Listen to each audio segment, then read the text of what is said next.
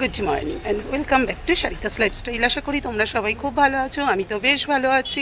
সকাল 9টা বাজে, মা ছেলে দুজনে মিলে বেরিয়ে গেছি। আমি যাব বাজারে, তুতান যাবে ম্যামের বাড়িতে পড়তে। তো তুতানকে ম্যামের বাড়িতে পড়তে দিয়ে আমি বাজারে যাব। ওই যে তুতান।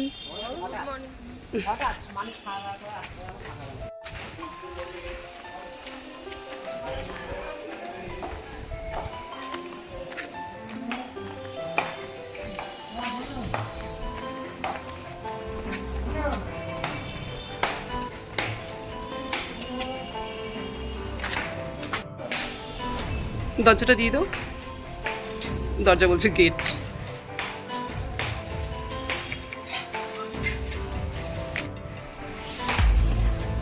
টাটা। তো তার ম্যামের বাড়িতে ঢুকে গেল পড়তে। এবার আমি যাই বাজারে, রিক্সায় উঠবো।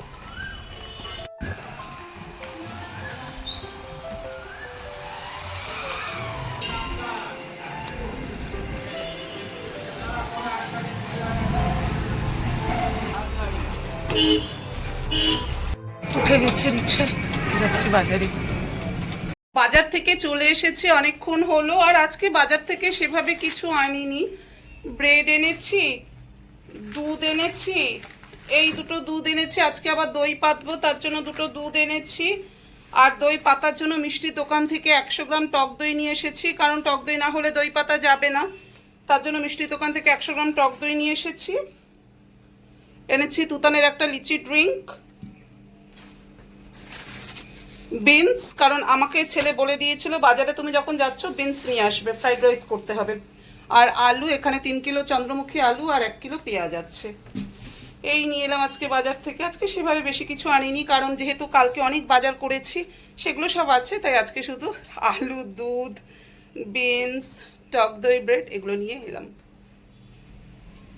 বাজারের ব্যাগটাকে না ঠিকঠাক করে রেখে দিই। বাজারের ব্যাগকে যথাস্থানে রেখে দিলাম। লিচু ড্রিঙ্কটাকে ফ্রিজে রেখে দিই।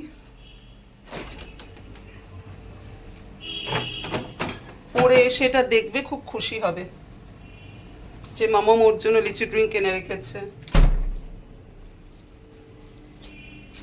ও টক দইটাও ফ্রিজে রাখতে হবে, ভুলে যাই।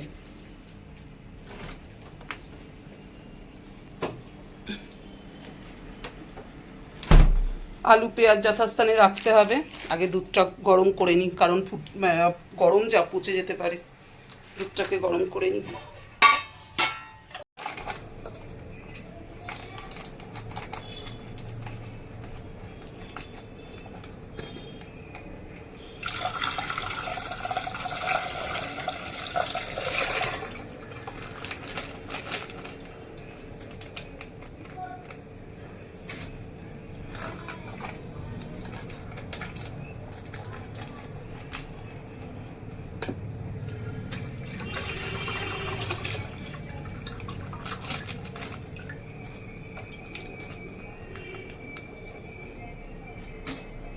দুধটাকে বসিয়ে দিই এবার।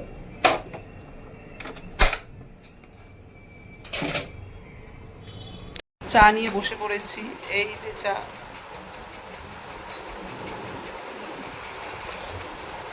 সাড়ে 10টা বাজে, এখন আমরা ব্রেকফাস্ট করতে বসবো। আর আজকে আমার ব্রেকফাস্টে আছে কলা, এই যে কলা, লিচু, আঙ্গুর, আম। আমের দুটো আটি রয়েছে, কারণ তুতান আর পার্থ আটি খায় না, তার জন্য আমি আমের আটি নিয়েছি। আর এখানে 2 পিস ব্রেড। এটাই হবে আজকে আমার ব্রেকফাস্ট। নিউট্রিশিয়াস ব্রেকফাস্টের পর আমি স্নান করে নিলাম। স্নান করে এখন সোজা কিচেনে চলে এসেছি। ভাত বসিয়ে দিয়েছি। আর শনিবার কি করব ভাবতে ভাবতে ভাবলাম যে সজনে ডাঁটা আলু পোস্ত করব। তার জন্য দেখো আলু কেটে নিয়েছি, এখানে সজনে ডাঁটা কেটে নিয়েছি, আর পোস্ত বেটে রেখেছি। সজনে ডাঁটা আলু দিয়ে পোস্ত দিয়ে করব। আর কলমি শাক করব, তার জন্য রসুন আর কাঁচা লঙ্কা থেতো করে নিয়েছি হামানদিস্তাতে। আর কলমি শাক কেটে ধুয়ে জল ঝরিয়ে রেখে দিয়েছি, কলমি শাক করব। আর ডাল করব, বেগুন ভাজা করব। বেগুন ভাজার জন্য বেগুন এখনো কাটা হয়নি, তো ডাল, বেগুন ভাজা, সজনে ডাঁটা আলু পোস্ত, কলমি শাক। আর আমের চাটনি। এটাই হবে আজকে আমাদের শনিবারের লাঞ্চ। কি করব বলো, শনিবার মানি ভেজ ডে, আর ভেজ ডে মানি এইসব জিনিস করা ছাড়া কোনো উপায় নেই। দেখবে এমনিতে মানে এটা জানি না তোমাদের সাথে হয় কিনা, কিন্তু আমার সাথে এই জিনিসটা হয় যে এমনিতেই না আমি ভেজ রান্না করতে পারি, কিন্তু শনিবার দিন হলে মনে হয় কি আমি ভেজ কিছুই রান্না করতে পারি না, কেন জানি না, তখন বেশি করে আরো আমিষ খেতে ইচ্ছে হয়। এটা শুনলে অনেকে খারাপ ভাববে, কিন্তু যেটা সত্যি আমি সেটাই তোমাদের সাথে শেয়ার করলাম। আর আজকে কি গরম গো, সেই গরমটা পড়েছে আবার আগের মতো, সেই গরম। আর পারা যাচ্ছে না, কিচেনে দাঁড়াতে পারা যাচ্ছে না। তাড়াতাড়ি করে রান্না করে নি, আর ভাত ফুটতে শুরু করেছে অলরেডি, এবার রান্নাগুলো ছটফট করে নি। ফার্স্ট লাঞ্চ করে উঠলাম, 3:15 বাজে। তো ভাবছি এখন দই পেতে রাখবো, আমাকেই যখন কাজ করতে হবে তখন এখন ফ্রি আছি, দইটা এখন পেতে রাখলে হবে কি রাত্রে 12টা 12:30 নাগাদ যদি আমি দইটা ফ্রিজে রেখে দিই তাহলে ওভারনাইট ফ্রিজে থাকবে, দইটা ভালো জমবেও, কালকে সকালবেলা দই চিড়ে ব্রেকফাস্টে খাওয়া যাবে। সেই ভেবে এখন ভাবছি দইটা পেতে রাখি। তো দুধও গরম আছে, দইটা পাতা যাক। এই যে মিষ্টির দোকান থেকে 100 গ্রাম টক দই কিনে এনেছিলাম, এই দই দিয়েই আমি দই পাতবো।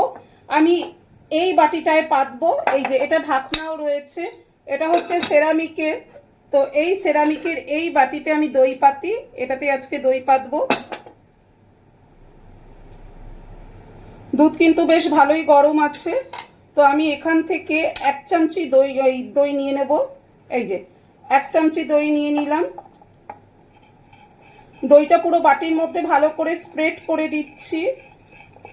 1 চামচি দই আমি স্প্রেড করে দিলাম। এবার গরম দুধ এর মধ্যে দিয়ে দেব।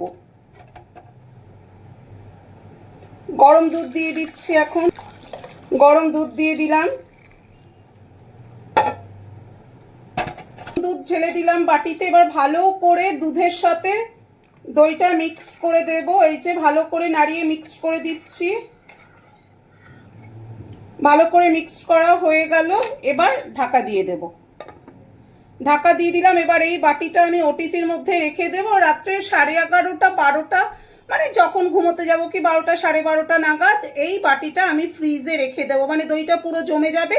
বাটিটা ফ্রিজে রেখে দেবো, ওভারনাইট দই ফ্রিজে থাকবে, সকালবেলা একদম মানে থকথকে দই হয়ে যাবে। যে বাটিটা এবার আমি ওটিজির মধ্যে রেখে দিচ্ছি। 12:30 যখনই শুতে যাব তখন দইয়ের বাটিটা, দই তো জমে যাবে, ফ্রিজে রেখে দেবো, ওভারনাইট ফ্রিজে থাকবে, দই পুরো ঠান্ডা হয়ে যাবে। লাঞ্চ করা দই পাতা সব কমপ্লিট হয়ে গেল, এবার যাই গিয়ে একটু রেস্ট নেই। দেখো রান্নাঘরে এইটুকু সময় ছিলাম, তাতেই কি অবস্থা, এই দেখো কি অবস্থা, দেখেছো হাত ছাতের কি অবস্থা, সেই যে গরম আবার পড়ে গেছে। তো যাই এবার গিয়ে একটু রেস্ট নেই, পরে আবার তোমাদের সাথে কথা বলবো। এখন একটু রেস্ট নেওয়া যাক। 11:30 বাজে, আমাদের সবার কিন্তু ডিনার হয়ে গেছে। ডিনারের পর কিচেনে যা কাজ থাকে সেই সব কাজ কমপ্লিট হয়ে গেছে। তো এবার আমরা শোবো, কিন্তু তার আগে দেখতে হবে দইটা ঠিকমতো হয়েছে কিনা। ওটিজি থেকে দই বার করে দেখবো, যদি দই ঠিকঠাক হয়ে থাকে তাহলে ফ্রিজে রাখবো। দই কিন্তু বেশ ভালোভাবে জমে গেছে, দাঁড়াও তোমাদেরকে দেখাচ্ছি। এই দেখো বন্ধুরা, ওটিজি থেকে দই বার করে নিয়েছি। এই যে দই কিন্তু পুরো জমে গেছে, দেখো এই যে ওপরের জলটা দেখছো, এটা হচ্ছে গরম দুধ ছিল। গরম দুধের মধ্যে এই ঢাকনাটা দিয়েছিলাম বলে ঢাকনার যে জলটা সেটা এটার মধ্যে পড়েছে, কিন্তু দই পুরো জমে গেছে। দেখো এই যে দই পুরো জমে গেছে। এবার এই দই ফ্রিজে রেখে তারপর ঘুমোতে যাব। তাহলে দেখলে তো দই পুরো জমে গেছে, এবার দই ফ্রিজে রাখবো সেট হওয়ার জন্য। কালকে সকালবেলা ব্রেকফাস্টের জন্য পুরো দই রেডি। তোমরা হয়তো ভাবছো সারিকা ব্রেকফাস্টের কথা চিন্তা করে দই পাতলো, হ্যাঁ গো কি করবো বলো, সবকিছুই তো চিন্তা করে করতে হয়। তো যাই হোক, আমি এবার দইটা ফ্রিজে রাখি আর তার সাথে তোমাদেরকে গুড নাইট বলি, কারণ অনেকটা রাত হয়ে গেছে, আমাদের সবার ডিনার হয়ে গেছে। তাহলে চলো আজকের মতো এই ব্লগটা এখানেই এন্ড করছি। এই ব্লগের কোনো অংশ যদি তোমাদের একটু হলেও ভালো লেগে থাকে অবশ্যই do like comment share and subscribe. Bye bye, love you all, টাটা, গুড নাইট।